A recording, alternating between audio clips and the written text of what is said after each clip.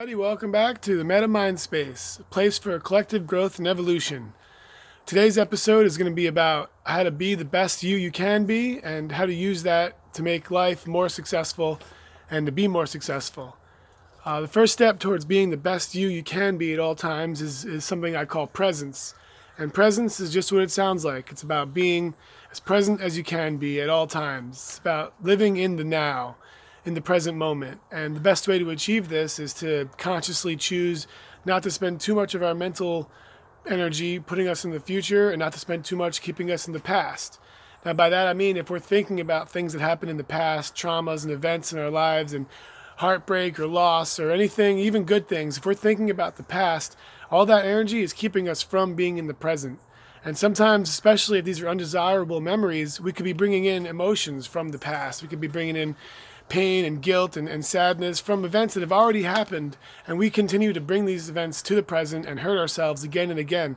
Now, it is important to learn from the things that have happened in the past, to think about them, to analyze them, to let them be reminders, and to find the lessons strewn throughout everything that we do. But it's important not to hold those things with you all the time. Give yourself the time and space and analyze it and meditate if you need to, whatever you need to do to work through and process the things that have happened, and then move forward and don't hold them with you. The same is true about the future. You can be concerned with the future, worried about the future, concerned with things that are going to happen. I could have worried about dropping my phone, and I wouldn't have even recorded this thing, but I wasn't worried about it. It happened. I dealt with it as it happened, and now it's done. As opposed to I could have sat and held on to a lot of anxiety. Oh my God, what if my phone falls?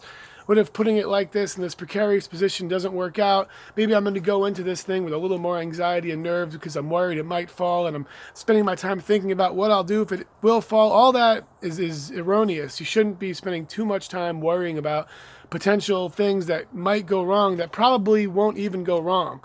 This is what I call taking ideas from a hypothetical, non-existent future and bringing them into the present. So you might be thinking about what could go wrong. That brings fear. And then here you are in the present operating with this fear instead of the freedom and confidence that you need to do what you want to do. So I'm saying have a delicate balance of thinking about the past enough to learn from your lessons and find those lessons. Thinking about the future just enough to set goals, but not to worry yourself. It's important to think about the future enough so that you have some sort of direction and trajectory with your life. Even if you're going with the flow and you're trusting the universe or God or whatever you want to call it, you need to at least set some sort of intentional direction. So it's important to think about the future a bit, but not too much. The next thing I want to talk about was just the voices in your head. I've spoke about this before. So we have a lot of what I would call characters in our head. I mean, sure, they're all us. You can look at it however you want. You don't want to go accidentally finding multiple personality disorder by overanalyzing what's going on up there. But what's important is we know there's a lot of different ideas that come through us. You can say it's all one voice, whatever. But these ideas, they come, and some of them benefit us, some of them don't. Some of them are like some kind of sick jokester that makes kind of jokes that you probably shouldn't say out loud. Some of them, we have weird ideas that flow through our head. But with practice, you can control which of these ideas you really identify with. You can decide, I've already said this, but you can decide who you want to be in your head. So pick the best you and say, this is who I am. I accept this, I choose this, I confirm this, and this is the me that I'll take forward. Throughout the day, if other ideas come, I'll say, these aren't my ideas, these don't serve me. I'm going to practice dropping these ideas and practice only holding the kind of ideas and thoughts I want to hold. So you determine who you are in your head, you find that you confidently choose that this is the best me, this is a good me, the best me I can be. I'm going to take this me and move forward through life. So you pick that best you use presence to stay in tune with that. If you find your mind wandering, you say, no, I'm going to be here and now, focusing on what's happening and being the best me for that. If you do that, you'll have way more success in life. From that position of being present and being your best you, then you want to set goals. That's an important thing. Setting goals, you want to say, sky's the limit. You can set whatever goals you want. Grand ambitions are fine. Shoot for the stars, catch hold of the moon is from Jerry Garcia, and it's written by Robert Hunter. It's great advice. I shoot really high. Sky's the limit, go for anything you can. But then after you have those long-term goals set shorter and shorter term goals, things that are real, more and more realistic. What can you actually do? What can you do right now? Because that's also important. You can set these goals, you can have all these ideas, but you can still be stuck. So it's about what can I do right now. To use a little Ayurvedic words, vata is thoughts and stuff, and you have lots of vata, lots of thoughts and ideas flowing. But without the pitta, without the fire to ignite it, things aren't going to get done. And pitta is fire, it's action. I'm getting into those in other videos. But for now, basically, you need to stay confidence in yourself, and the way to have that self-confidence is to choose which self you want to be. You maintain that confidence in yourself, maintain that confidence in the universe, or God, or whatever you want to call it, in reality and earth. Have confidence that things are unfolding the way they should, and you will be provided for how you should be. And if you're confident in yourself, if you're always present, if you're always being your best present self, and you're not in the future, you're not in the past, you'll be able to do anything. So you don't have to worry about the future. You don't have to have anxiety about what could happen.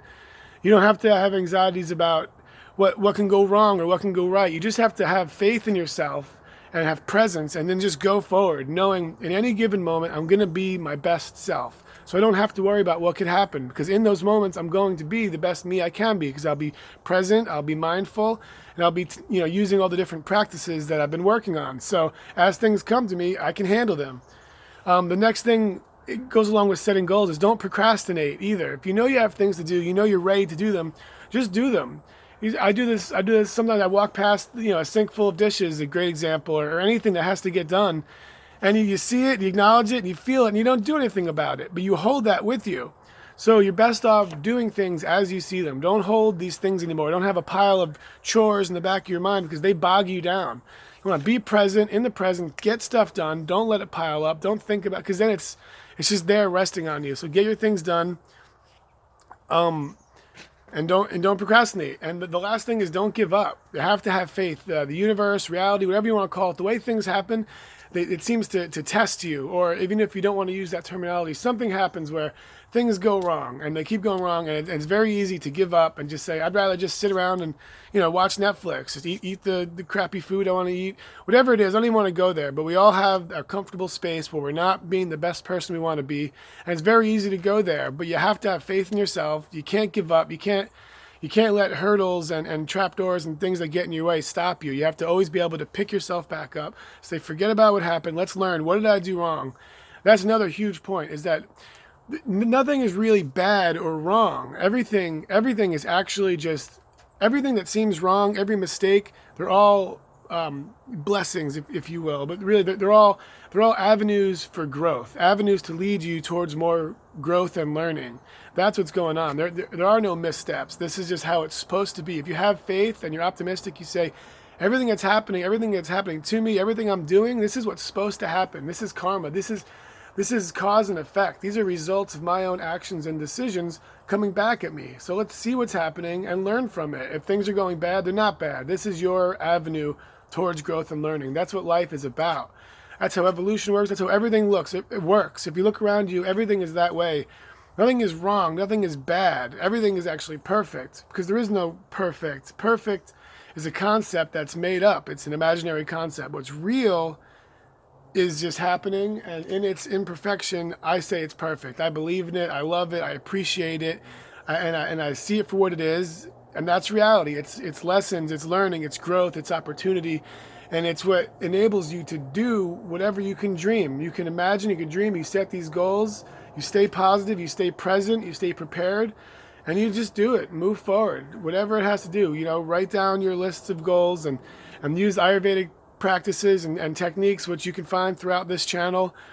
Things like utilizing pitta and minimalizing kapha, and there's going to be many different techniques over time unfolding on this channel of how to put all these things together. But for now, the most important thing is presence, and a big avenue towards that is meditation and mindfulness. And through all this, you want to find that motivation, motivate yourself to do what you want to do. Find that motivation, hang on to it, and use it to push you forwards.